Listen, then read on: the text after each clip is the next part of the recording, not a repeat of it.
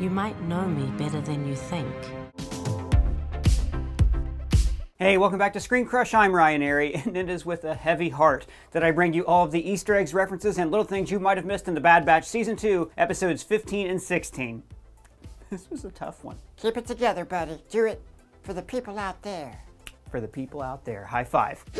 Episode 15 is called The Summit, and I think it has this title for a few reasons. One, it refers to the literal summit of Imperial leaders, which is super exciting. I'm going to talk about in just a bit. Two, it's about how the Bad Batch have to infiltrate the summit of a mountain on Eeriadu, but also this is kind of the Bad Batch at their summit as a family. Since Crosshair left, they've never been closer than they are now, and they never will be again. But before we get to the rough stuff, let's go to Pabu, where the Bad Batch is going through the files that Echo brought to them. So this is how they find out that Hemlock is going to the conference on Eeriadu. Now that is the home planet of Wilhelm Tarkin. And I gotta tell you, I have been reading that name in print for years, so it's great to finally know how to pronounce it. I was very excited to finally see this planet after it was featured so heavily in the novel Tarkin and in a few issues of the recent Star Wars comic run. This planet is filled with savage creatures, and Tarkin's people are kind of like Spartans. They value the hunt. Every child is sent into the wilderness to kill one of these beasts to become a man or a woman. Tarkin even sent his protege, Zara, through this same experience to prove herself to him. Now their plan is to attach a homing beacon to Hemlock's shuttle, similar to what the Empire did to the Millennium Falcon in A New Hope.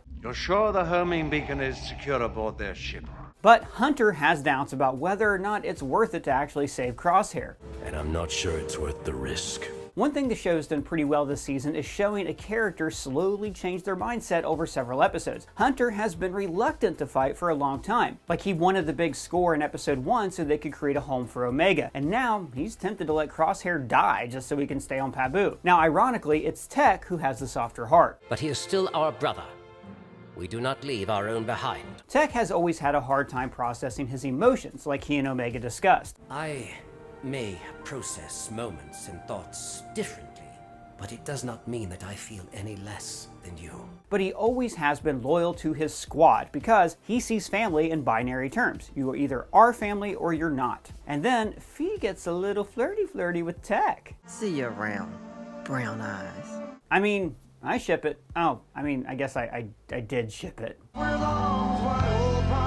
Now, to be honest, I had a feeling Tech was going to die this season. Anytime you start to spend like a lot more time with the character, it usually means they're going to bite it. Think Dumbledore in Book 6 of Harry Potter. And this season has been great for building up Tech. He was a fun character in the episode Faster. His bond with Omega made him open up emotionally. And they also wrote Echo off the show for a little bit, so we no longer had two guys with similar abilities. So above Eeriadu, Venator-class Star Destroyers are in the atmosphere escorting V-Wing starfighters. Now, these are the same ships that the Republic used during the Clone Wars. The Empire has not replaced them yet because, as we're about to see, they're still working out how to fund all of the Emperor's bold new initiatives. Which is silly, because money is inherently a fictional concept, and they live in a totalitarian state. Money is only worth what they say it is worth. Sure, Doug, that's a really good point. But I want to remind you that since money is inherently a concept that does not exist, why not use some of your money to shop at the Screen Crush merch store at shopzeroedition.com? Oh, not this again. We have many high-quality tees, including our brand new Doug the Foundling shirt and this sweet Somehow Palpatine Returned parody shirt. I do not approve of my likeness being sold like this. I am being exploited. We have lots of other Star Wars parody tees. Everything is high quality, fits great, and while you're there, check out all the other great merch that Zero Edition has to offer. Shopping our merch store is a great way to help support our channel, so please check out the link in the description below. So Hemlock is being greeted by conscripted stormtroopers and not clone troopers. Now I'm not surprised that Tarkin doesn't allow clone troopers to guard his home base because, as he says in a bit, he feels like they're unreliable. Tarkin was also the early champion of phasing out the clones, which we saw at the very beginning of the Bad Batch series. Now, there's some special guest stars at the summit, including Barton Coburn, a former Republic military man who was part of the mission to save Tarkin when he was held captive in a separatist citadel. That mission is also when Tarkin first met Anakin Skywalker, and side note, in the books, Tarkin pretty much figures out that Anakin is Darth Vader, but he never lets him know that he knows. It's like a really cool, between them thing. There's also Hurst Ramadi, and he is with Tarkin here in Rogue One right before they decimate Jedha with the Death Star. And of course, the man who built the Death Star, Orson Krennic, voiced for one line by Ben Mendelsohn, who also played him in Rogue One, but more on him in just a bit. As they land, the Arabesh letters here read Eeriadu, atmosphere optimal, terrestrial, habitable, breathable biosphere, mix of land and water, vegetation, sporadic primary, TER, and then the rest is like triangular, approximate, stuff like that. They use stolen Imperial code clearances to land, a pretty standard way to land a shuttle in Imperial territory. It's an older code, sir, but it checks out. When they land, Omega asks what their play is. What kind of approach are we making? A sidewind breach? Now, way back in the 10th episode of the show, this is the tactic they deployed to rescue Senator Avi Singh from planet Raxus, that was the former capital of the Separatists in the Clone Wars. You probably noticed that the rail line operates with a top track like the one we saw in Solo, but that one was used for heavier freight, so it was connected by 2 rails instead of 1. I also loved how, even though this is like a really sad episode, they still gave us the best laugh of the season. We must be precise.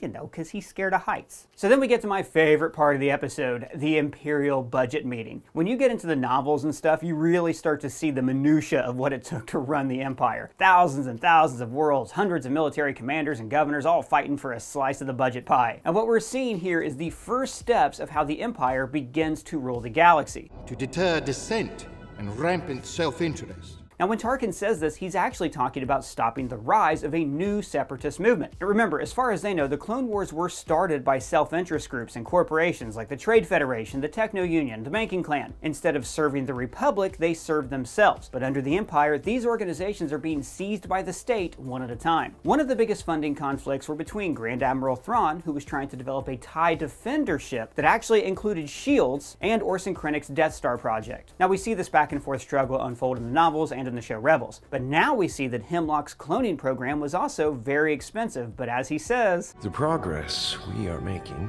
in the field of cloning is of great importance to the Emperor.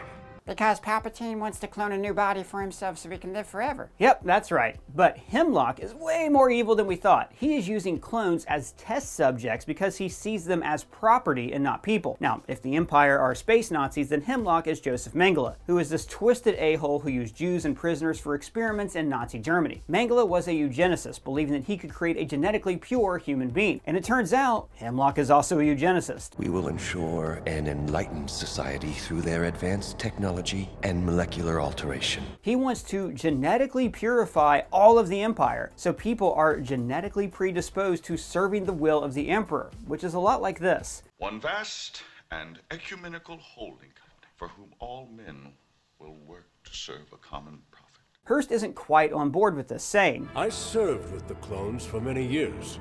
They are cunning warriors, loyal to the end. But then Tarkin reminds him of the clones' key flaw, individuality. They adopted a concerning level of individuality. The Kaminoans promised the Republic an army of drones. But what the Republic got was an army of free thinkers who were as loyal to each other as they were to their commanders. Tarkin attributes this to the influence of the Jedi, and I think he's right about that. They also mention that the Senate is interested in clone rights, such as the veterans benefits packages that Senator Chuchi championed in the middle of this season. How can we debate commissioning a new army without a plan in place to care for our current one?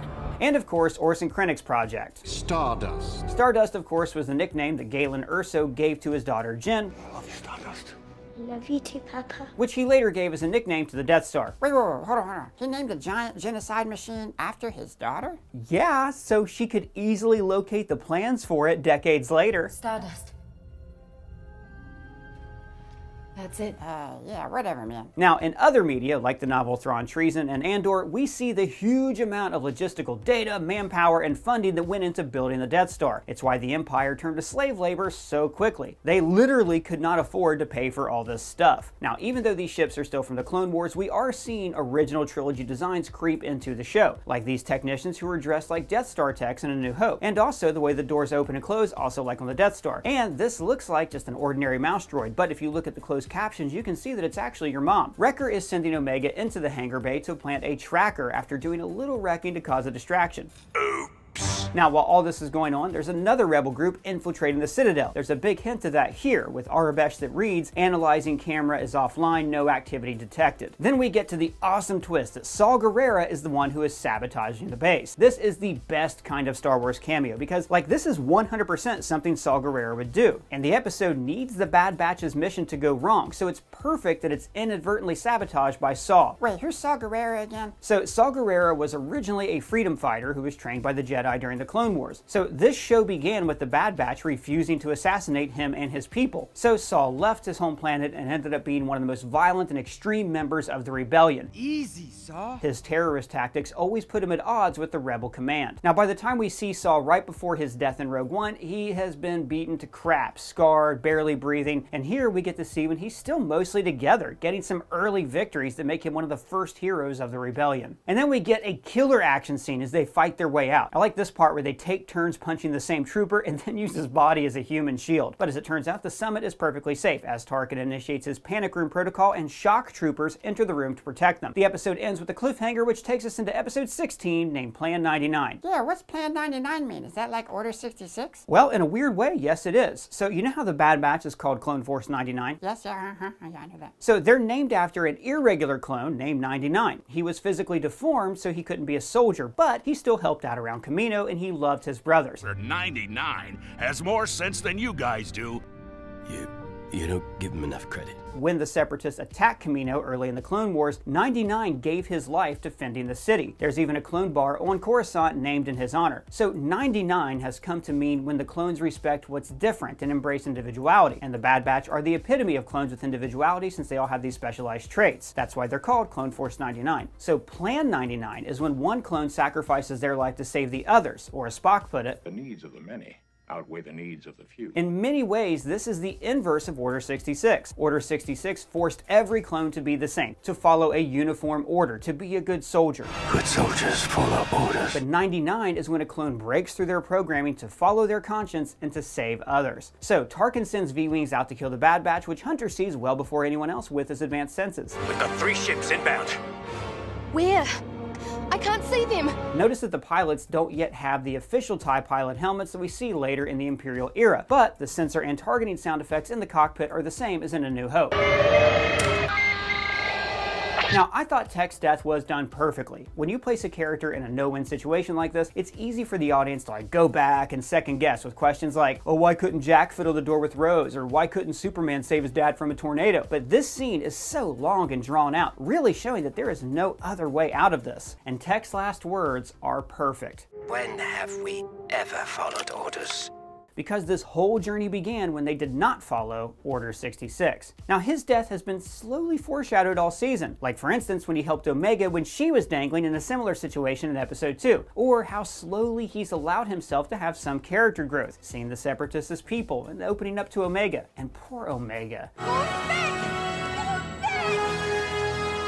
I mean, this kid just keeps losing people, losing her home. All season long, she's just hungered for stability, and it keeps getting stolen from her. A little later, Hunter tells her that they're going to stop fighting, and it looks like they're finally out. But just when I thought I was out, they pull me back in. As I keep saying this season, the Bad Batch are violent people who live in a world of violence, so that life of violence is always going to follow them wherever they go. It's a common trope in the Westerns and inspired Star Wars to begin with. And you know what else? Tech died, and their mission is still a failure. Stupid Saw Gerrera. Hope it was worth it. Yeah, stupid Saw Gerrera.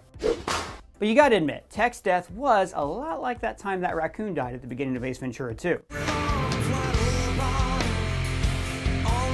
But also, Tech and Echo have very similar abilities, and in Season 1, they were kind of redundant, so there is that for the show going forward. After the train car crashes, we go into a first-person point of view of Omega, appropriate since she's always been the POV character of the show. It's also heartbreaking to put us in her shoes at this moment because Tech's death affected her harder than anyone. I mean, she's new to being a soldier. She's never had someone close to her die before. So then they say, head to Old Mantell. AC can help us. And look, I love AZ. I'm glad he's back with the Bad Batch. He's a real lot of fun. But my guy, there are thousands of planets in the galaxy and they all got medics on them. You could have gotten her patched up literally anywhere else. You've been avoiding Sid because she threatened to turn you in and now you're just going back to her planet. You get what's coming to you. So Omega wakes up and she's fine. Not a scratch on her and not even a limp to show her injured leg. AZ did a great job. Wrecker is wearing a space neck brace while Sid chats to him at the bar. By the way, the Arabesh here reads Video Sabak. Sid offers him a drink, but Wrecker says, "It won't help." You know what, kind of mirroring Steve Rogers after he watched his friend fall to his death, and then in the bar he said, "I can't get drunk."